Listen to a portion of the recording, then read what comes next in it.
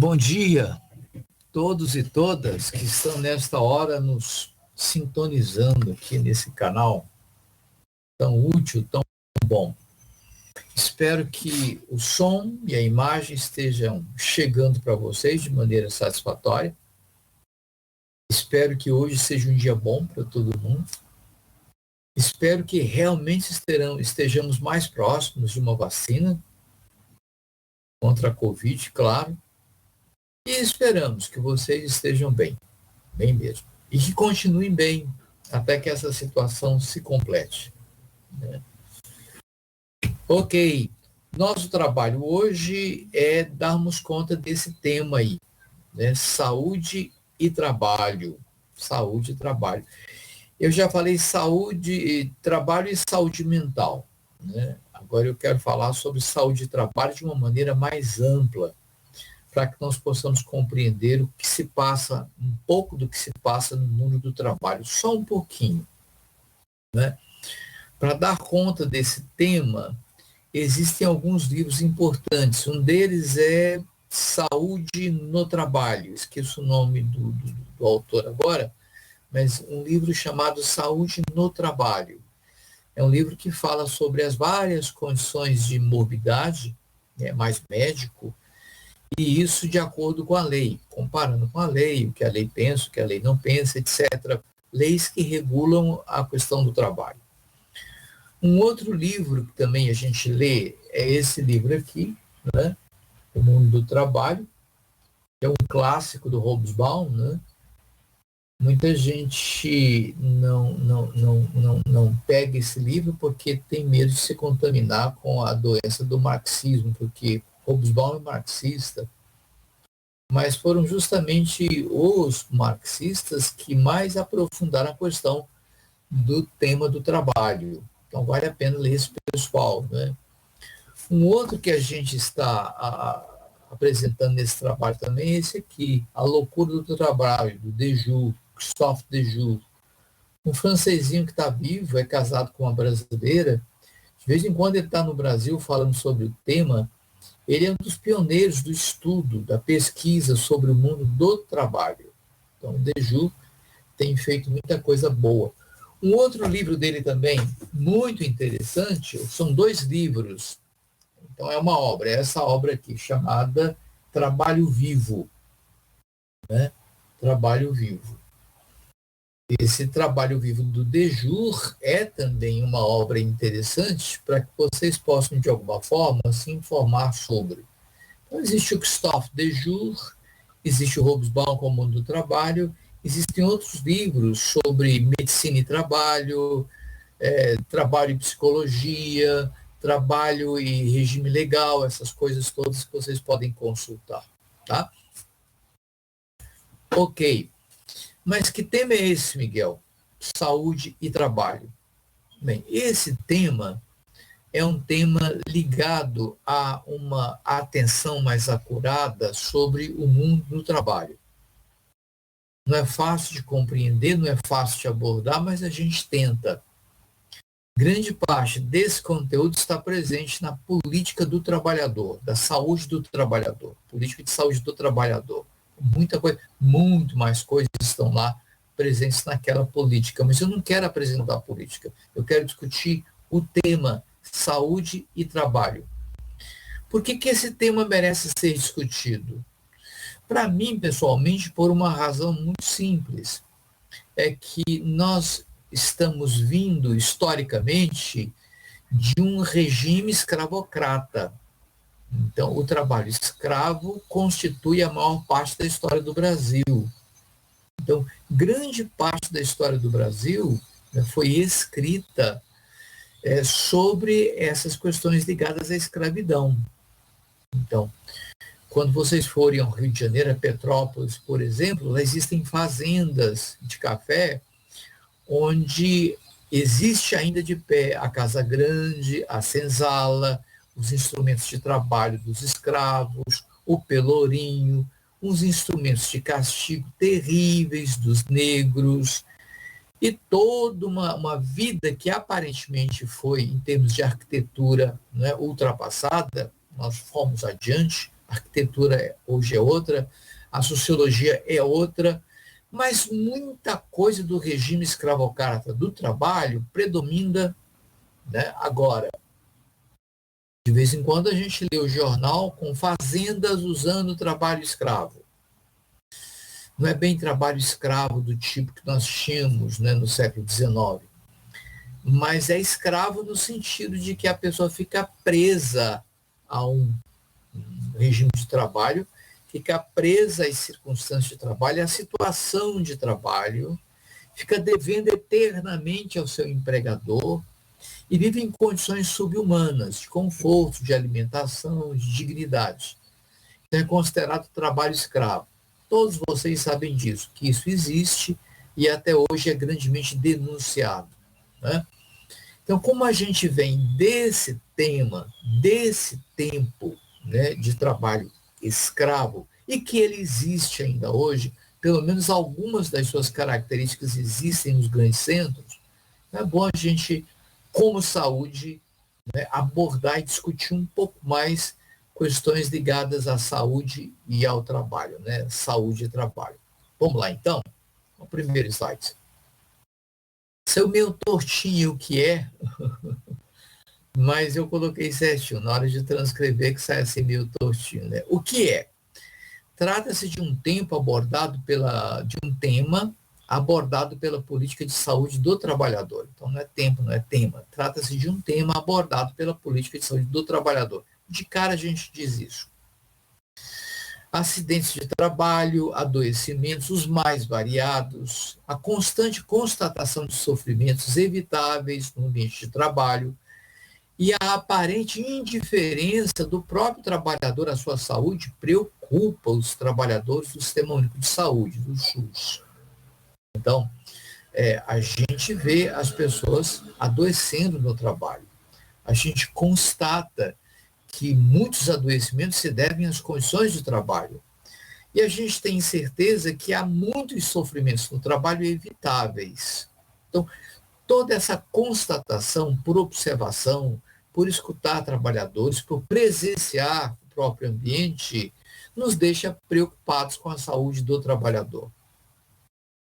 E, por fim, eu digo, o acompanhamento permanente da saúde do trabalhador poderia evitar doenças e agravos desabilitantes, responsáveis por desempregos e pela sobrecarga dos serviços de saúde, né? Então, muitos trabalhadores acorrem ao Sistema Único em busca de ajuda para a sua saúde, porque foram vítimas de um sistema de trabalho muito adoecedor, incapacitante.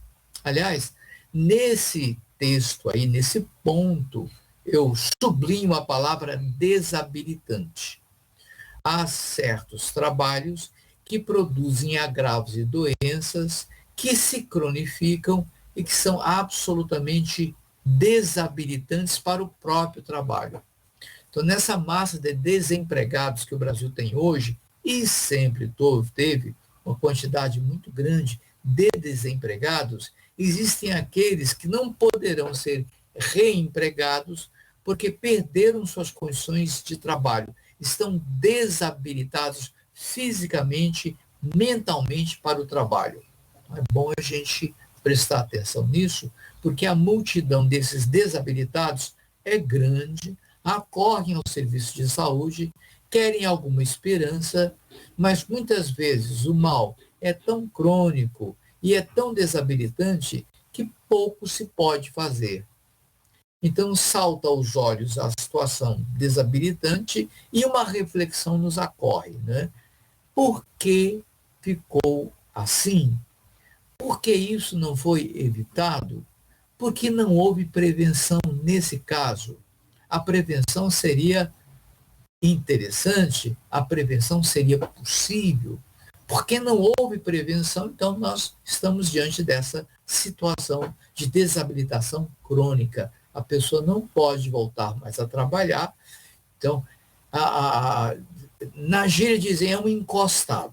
Não, eu sou encostado, eternamente encostado no sistema de previdência. Encostado por quê?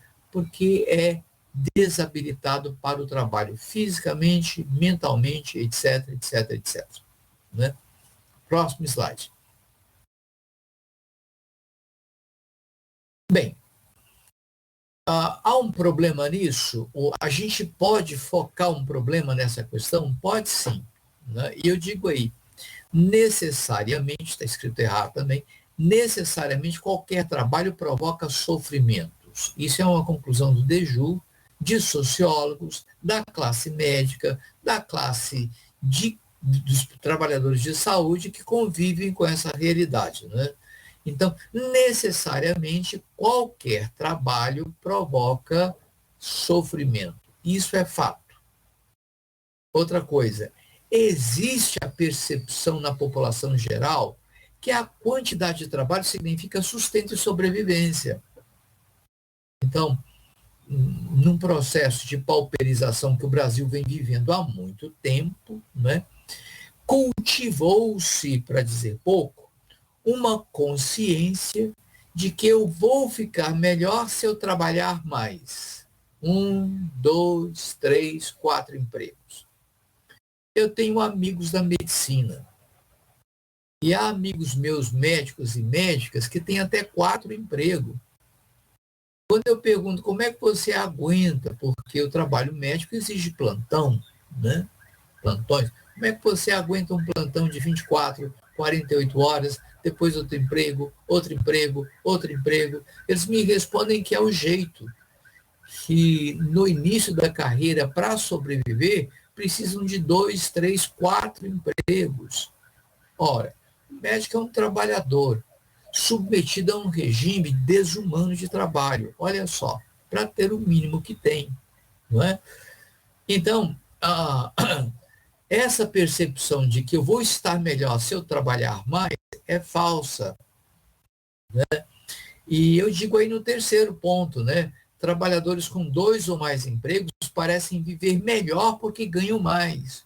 Então, existe uma falsa impressão de que trabalhando mais vai se viver melhor, e essa vida que se vive melhor se deve à quantidade de empregos que tenham. Veja que alguma coisa não fecha nessa equação.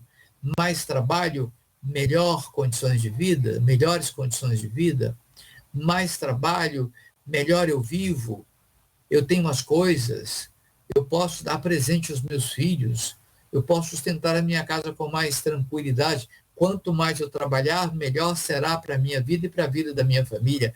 Alguma coisa não fecha nessa equação, não. E eu digo aí, no último parágrafo, no último ponto, por quê? Né? Eu digo assim, contudo, pesquisas indicam que necessariamente isso não acontece.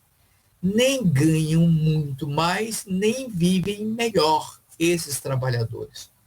Então, normalmente eles ganham uma quantia que não dá para o sustento e vão trabalhar em outro emprego, despendendo o dobro do esforço para ganharem um pouco mais.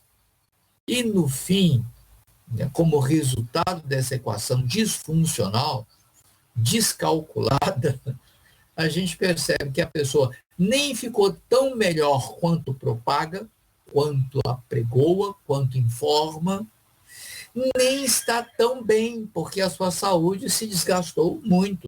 Certa vez eu li uma frase, não sei se foi de um escritor famoso, vou lembrar o nome dele agora mesmo, mas aquele que escreveu Por Quem os Sinos Dobram. Então, ele fala de um personagem muito otimista, e esse personagem dizia assim: a minha vida é uma vela que queima nas duas pontas. Nas duas pontas. Eu sei que ela vai acabar logo, mas, meu Deus, como brilha! Olha só. Então, esse dizer desse escritor ilustra bem essa ânsia por se trabalhar muito para se viver melhor. Talvez se viva melhor por um pouco tempo, mas o corpo não aguenta, o cérebro não aguenta, a mente não aguenta. E as condições que virão depois serão muito piores, porque serão consequências de desabilitação para o próprio trabalho. Com o tempo, a pessoa não vai poder trabalhar nem meio período. Imagina 2, 3, 4. Portanto, esse é um problema. A percepção de que a quantidade de trabalho ajuda muito. Quanto mais eu trabalhar, melhor eu vou ficar. Né? E ignorar, a ignorância sobre o fato de que isso custa muito, custa a desabilitação da saúde, do corpo, da mente para o trabalho. Então, esse é um problema. Mas tem mais. Vamos em frente. Dificuldades do tema. Aí eu começo. Pesquisas demonstram que a maioria dos trabalhadores, mais de 70%, não percebem qualquer conexão entre sofrimento, adoecimento e trabalho. Então, a percepção é de que todo trabalho é bom e só faz bem. Não interessa que trabalho seja. Carregar pedra, carregar pesos enormes, trabalhos muito insalubres, trabalhos pouquíssimos favoráveis a uma vida saudável. Não tem nada a ver com vida saudável, muitos deles. Mas a impressão que se tem é que trabalho é trabalho, e que todo trabalho é bom, e que todo trabalho é saudável, e que todo mundo deve trabalhar. Eu fui criado com essa concepção de que, por pior que fosse o trabalho, ele era abençoado, porque era trabalho e era bom. Né? Lá na origem, na Bíblia, no Gênesis, o trabalho foi imposto a Adão e Eva como castigo. Depois do pecado dos dois, diz a Escritura, diz a história bíblica, né? Deus os condena a ganharem o pão com o suor do rosto. Olha, como maldição, vocês vão ganhar o pão com o suor do rosto. Mas a própria religião, que se baseia na Bíblia, transformou esse castigo em bênção. Quer dizer, ganhar a vida trabalhando honestamente, dando duro, suando a camisa, isso é que é bênção, isso é que é vida, isso é que é bom. A gente não tem nada contra o trabalho, mas considerar o trabalho como causa de felicidade e não de sofrimento é uma mentira. O De Jure afirma que todo trabalho necessariamente provoca sofrimento. E a nossa preocupação é com a quantidade e a intensidade desse sofrimento. Porque dependendo do trabalho, ele não faz bem. Ele não é bênção. Ele é mais do que castigo. Ele é adoecimento. Ele é desabilitação. Ele é condenação a uma vida de encostado.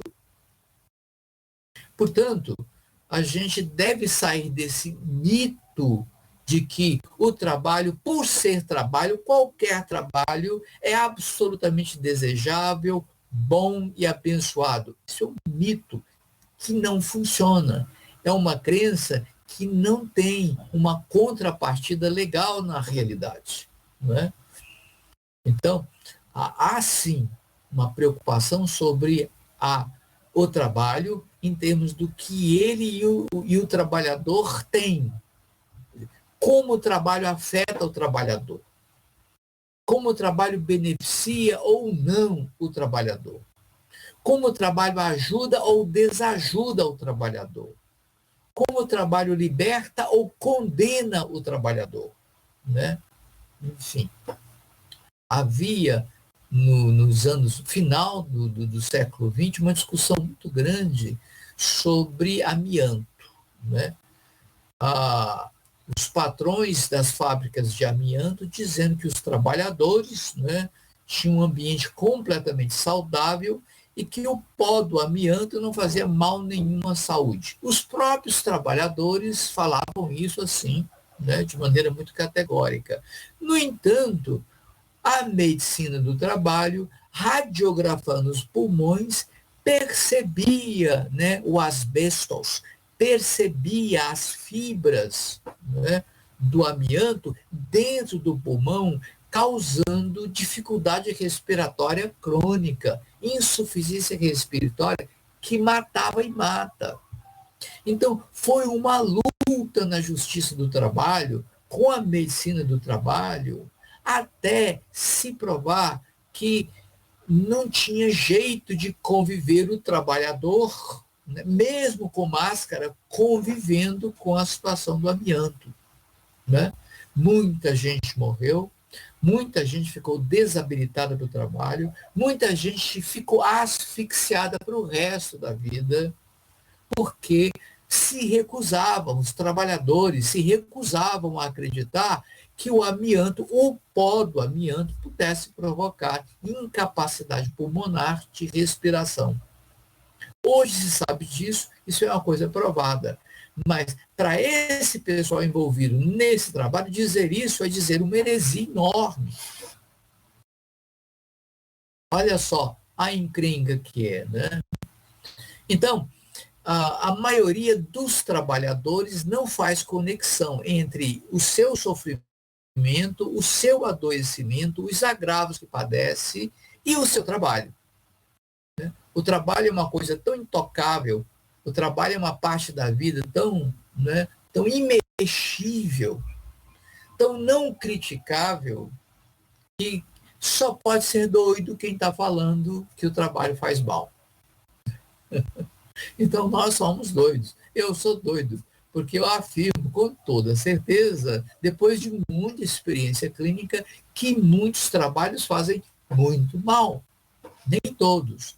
Há trabalhos bons, há trabalhos incrivelmente bons, há trabalhos que promovem o eu, que promovem a saúde, que promovem o progresso pessoal, que promovem o desenvolvimento do país e das regiões. Há trabalhos interessantíssimos, mas não temos uma mentalidade geral nesse sentido. Não temos um consenso nesse sentido, de que o trabalho deve ser bom.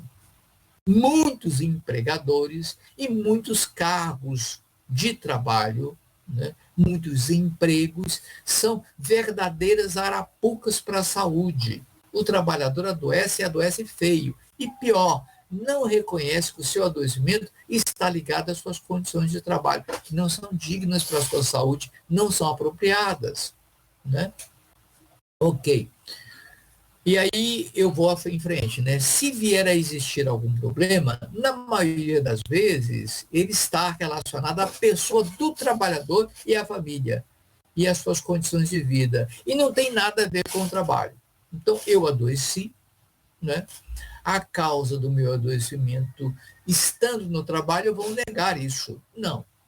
Este homem adoeceu, esta mulher adoeceu, por causa das suas encrencas com a família, por causa das suas, né, a sua vida desregrada, muitas vezes, porque é uma pessoa que não se alimenta direito, é uma pessoa que não trabalha direito, é uma pessoa preguiçosa por natureza, é uma pessoa doente, né, e é uma pessoa que a gente ajudou com o trabalho, mas que é culpa dela se ela não está dando conta, se ela não está conseguindo trabalhar, a culpa é dela, da família dela, das relações dela, do jeito que ela vive.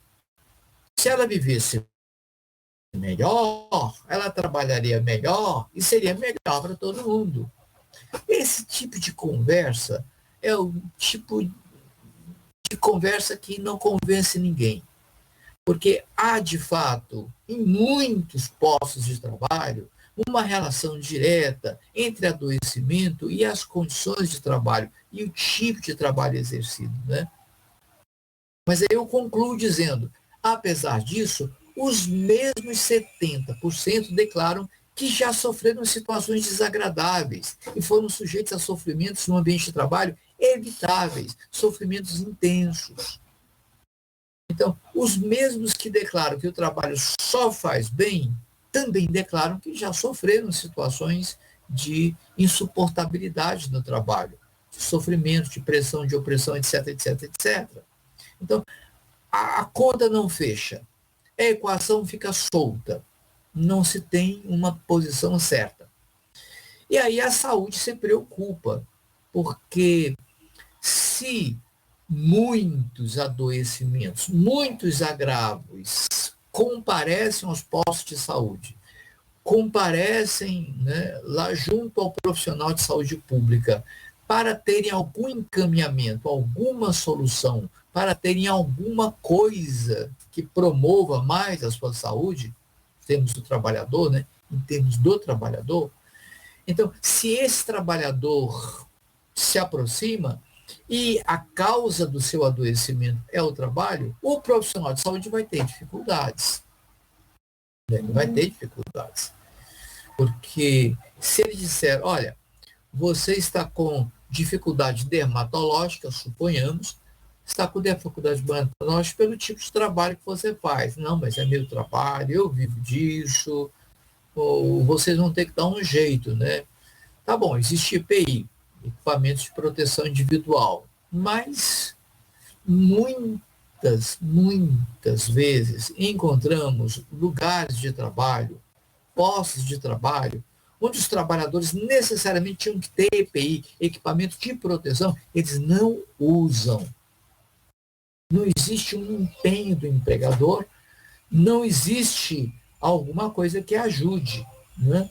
Então, o trabalhador permanece sem proteção, sem equipamento de proteção, de tal maneira que esse equipamento não existindo vai atrapalhar muitíssimo. Tá bom. Vamos em frente, próximos slides. O que se pretende? Em termos de saúde, de uma política de saúde, de uma atuação de saúde, que se pretende? Aí eu sou mais claro, depois de colocar a situação, eu coloco. O que nós pretendemos é acompanhar a saúde dos trabalhadores para conscientizá-los das situações que podem produzir agravos e adoecimentos. Então, isso já é um grande informação e é a própria prevenção. Eu preciso acompanhar o trabalhador no seu sofrimento, nos seus agravos, né, no seu adoecimento. Eu preciso conscientizá-lo de que a maneira como ele trabalha está causando prejuízo à sua saúde e que ele pode minorar isso, pode prevenir isso, pode melhorar isso. Ele pode trabalhar de um modo diferente ou em outro lugar. Certa vez, um trabalhador me procurou muito perturbado, com a saúde mental, com transtornos já identificáveis e já perturbando a sua vida pessoal. Ele trabalhava numa empresa e era obrigado a trabalhar no turno da noite. Então, trabalhava à noite e não de dia. Tá bom, como é que é seu trabalho à noite? Meu trabalho à noite é assim, assim, assim. E me descreveu uma rotina completamente imprópria para um trabalhador noturno. E eu disse a ele, se você continuar com essa rotina de trabalho noturno, a tendência da sua situação é piorar. Por causa disso. Expliquei.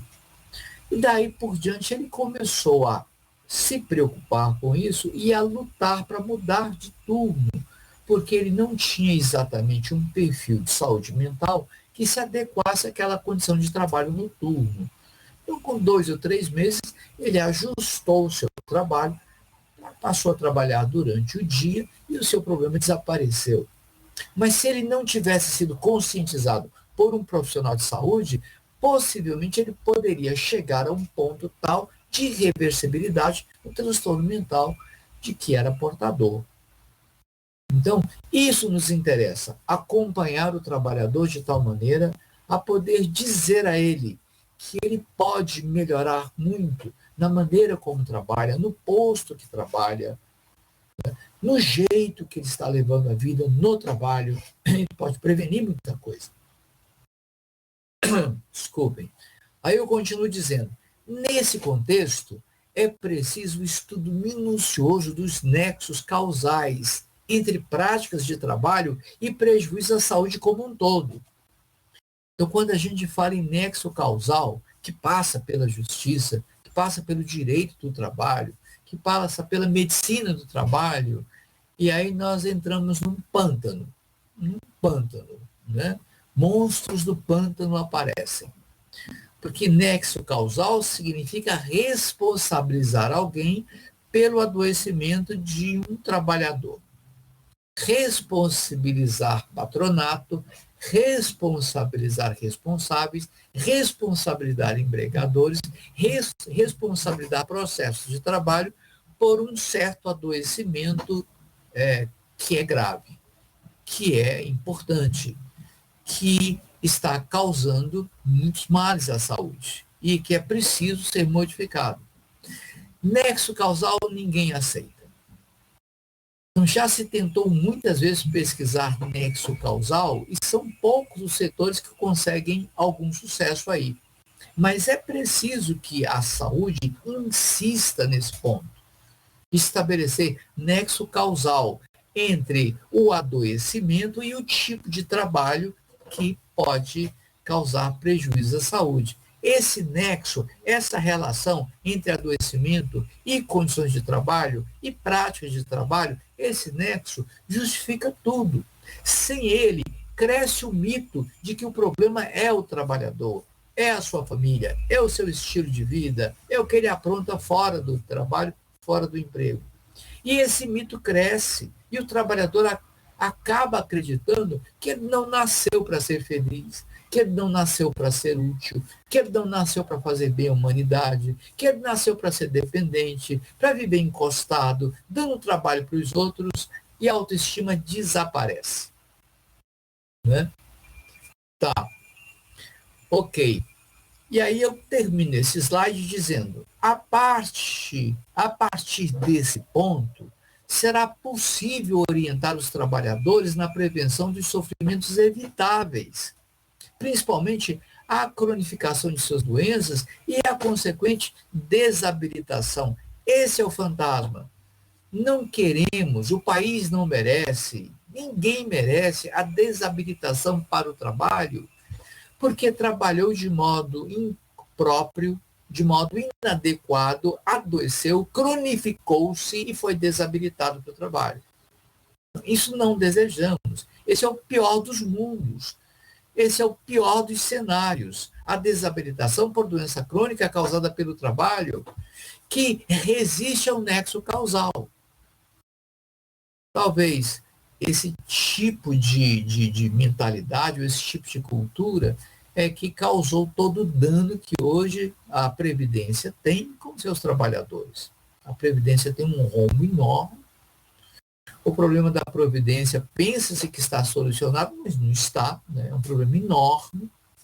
O problema da Previdência já foi e é tão grande que preocupou outras nações, quanto a investirem no Brasil, porque um dos itens de segurança do investimento é esse: como é que está a Previdência, como é que está a condição dos trabalhadores, como é que está o dinheiro que se gasta com a saúde do trabalhador, ou com a aposentadoria, ou com o encostamento, vamos dizer assim, do trabalhador.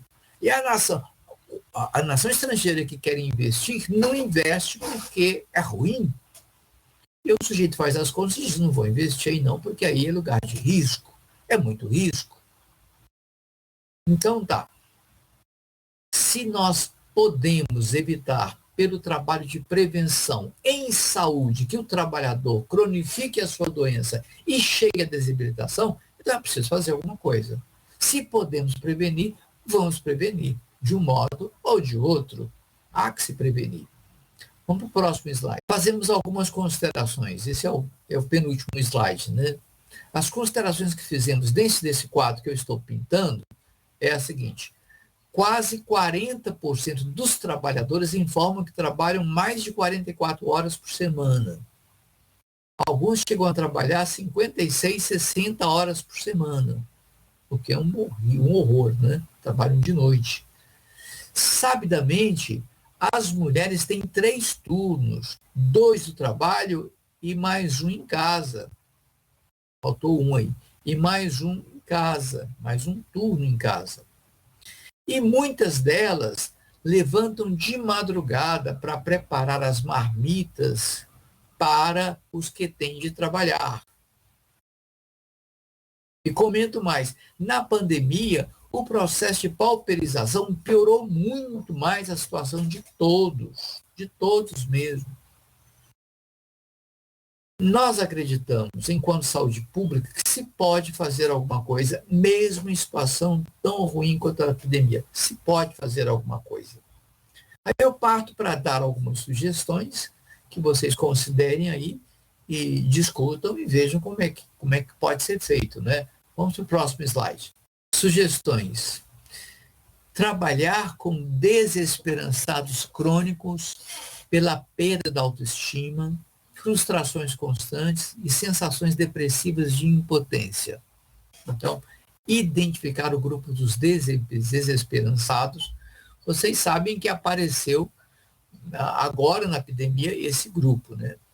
Então, o pessoal desempregado é o pessoal que está procurando emprego. E um contingente enorme de trabalhadores não é considerado desempregado. Por quê? São pessoas que não estão mais procurando emprego. Por que não estão? Porque estão desesperançados.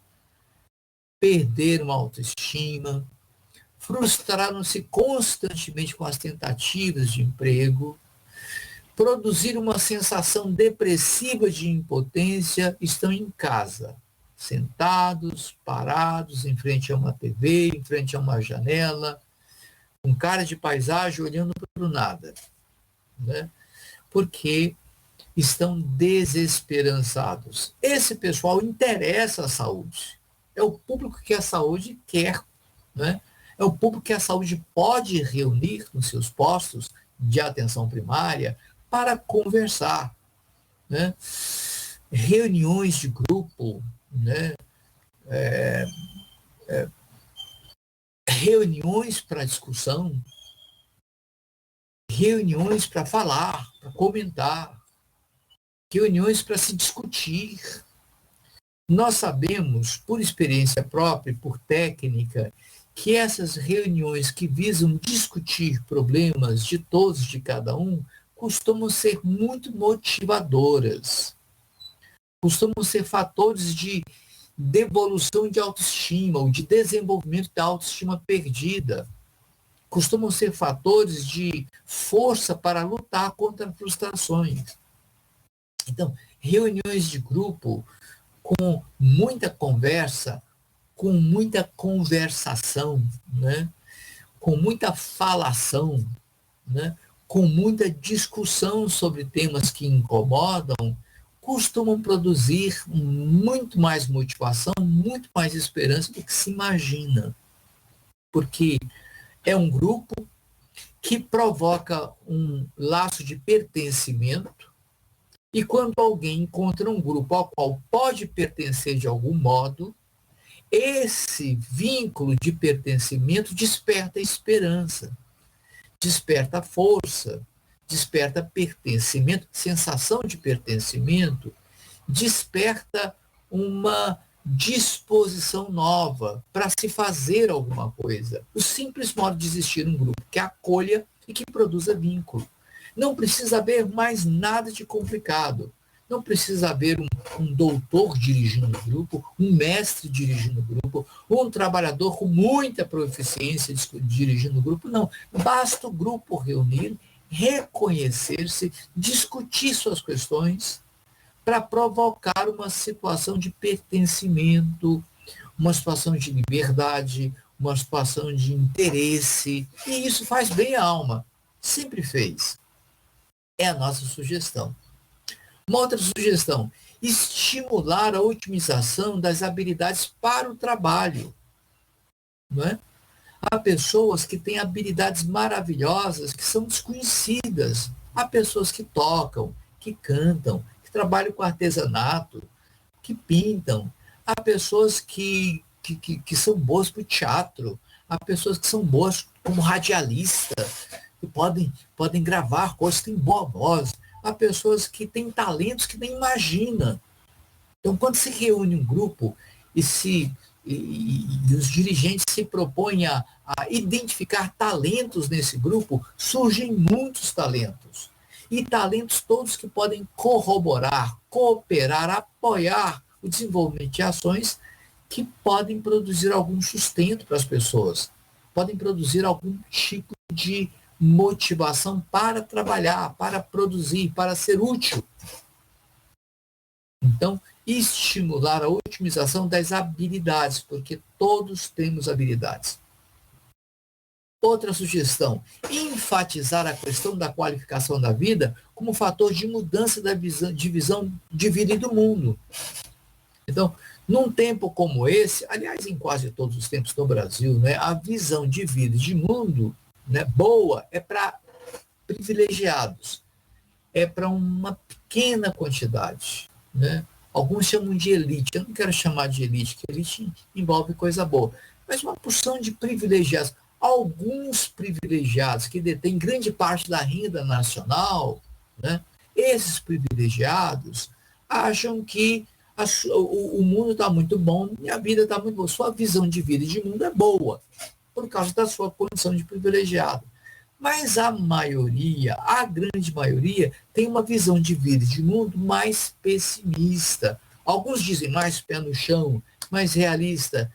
Tudo bem, mas por mais pessimista que uma pessoa seja, se ela acredita que pode se qualificar melhor para fazer alguma coisa útil, a sua autoestima sobe. A qualificação pode mudar a sua vida, pode mudar a sua visão, pode mudar a sua postura diante da vida, dos outros, do próprio trabalho. Ninguém está disposto, por exemplo, a empregar uma pessoa que está permanentemente deprimida, permanentemente cabisbaixa, permanentemente desanimada, permanentemente indisposta. Mas esse é nosso público. E qualificar essas pessoas vai dar a elas a chance, e isso é real, porque eu já fiz isso, né? Já vi na prática isso acontecendo, vai dar a elas uma razão para erguerem a cabeça, para olharem a vida de forma diferente, para irem à luta, mas com disposição. Eu posso fazer. O Fantástico da domingo passado mostrou uma índia, né, que para sobreviver teve que empregar-se numa fazenda no Pará, na qual ela foi até estuprada pelo filho do dono, né, mas que ela tinha um sonho. Ela viu um dia na feira, numa feira popular, uma boneca, e ela apaixonou-se por aquela boneca. E ela disse, eu vou me desenvolver de tal maneira a fazer boneca índia.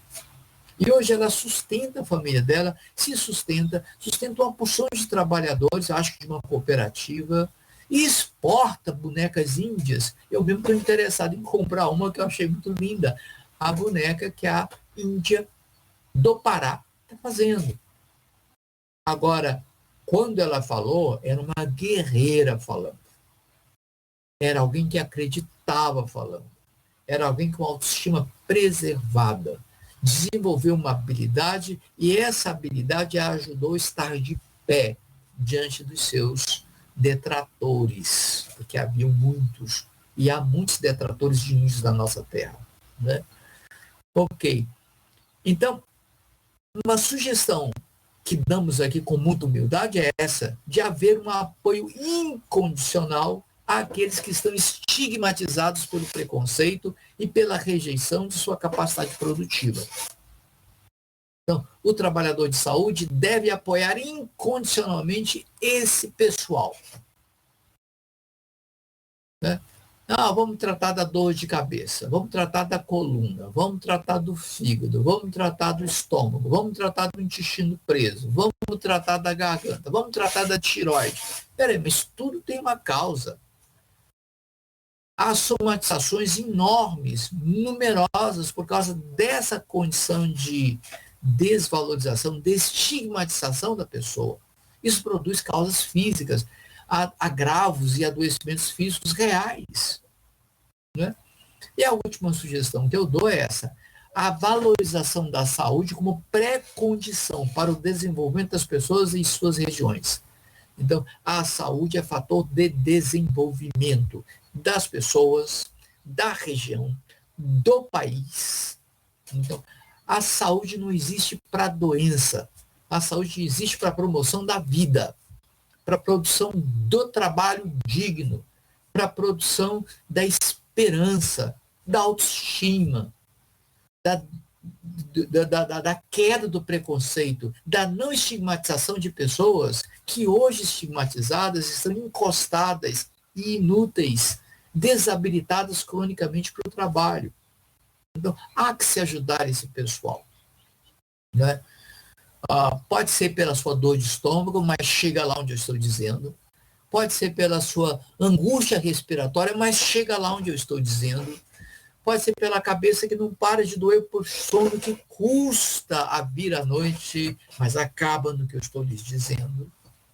Portanto, com muita convicção e com muita certeza eu digo, o trabalhador e seu trabalho é assunto que interessa à saúde, porque o trabalho dos trabalhadores não recebe a atenção merecida como causa de uma porção inumerável de adoecimentos e de mal-estar na nossa população.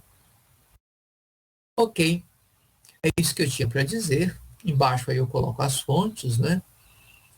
E eu quero saber se alguém quer colaborar de algum modo, perguntar alguma coisa ou afirmar alguma coisa que eu tenha esquecido.